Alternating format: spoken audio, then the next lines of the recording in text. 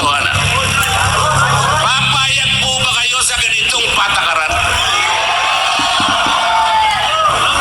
Mga kababayan, ang sinusuri, ang iniimbestiga na bilang ng mga flood control projects ay hindi bababa sa 9,000. Sa ngayon po, ang sabi po nila ay nakapagpalitaw na sila ng 500 ghost projects. Hindi ko po alam kung paano nangyari ito. Ang Department of Public Works and Highways gumagamit ng sari-saring applications.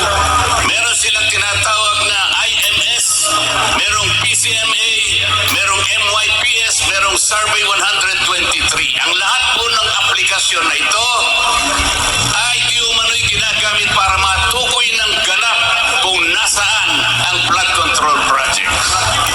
Pero ang totoo po, wala naman pala silang ginagamit mga satellite. Yung sinasabi nilang real-time geotag na project ay marami po ang supply. Kaya hindi po talaga natin kailanman madidetermina ilan ang ghost flood control projects. Meron pa silang tinatawag na quality assurance units.